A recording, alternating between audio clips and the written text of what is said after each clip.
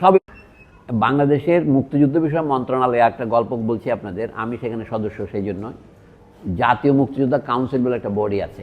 সেই বডিতে দেখা যাচ্ছে অধ্যাপক মুনতাসির মামুন, অধ্যাপক মেজবা কামাল, অধ্যাপক হারুনুর রশিদ, অধ্যাপক আতিউর রহমান বাংলাদেশ ব্যাংকের সাবেক গভর্নর, অধ্যাপক আবু মোহাম্মদ দেলোয়ার হোসেন, অধ্যাপক এমরান জাহান এবং আরও এক অধ্যাপক আছে যার নাম আমি এখন উচ্চারণ করতে পারছি না।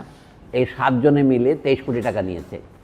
কী জন্য? লেখার জন্য। একটা নাম বঙ্গবন্ধু ও মুক্তিযুদ্ধ, আর একটা নাম বঙ্গবন্ধু ও ভাষা আন্দোলন, বঙ্গবন্ধু 1954 সালের নির্বাচন, বঙ্গবন্ধু 1966 সন, বঙ্গবন্ধু 1970, সবই নাম কি?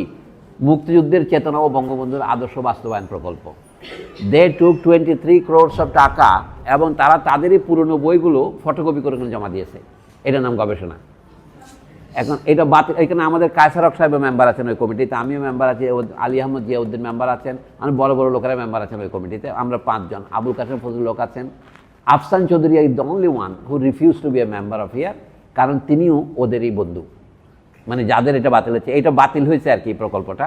তারা অলরেডি টাকা নিয়ে নিয়েছে। আমি আগে ইংরেজি জানতাম না, এটাকে ফ্রন্ট লোডিং বলে একটা ইংরেজি আছে, অর্থাৎ গবেষণা করার আগে যে টাকাটা দেওয়া হয় এটাকে ফ্রন্ট লোডিং বলে।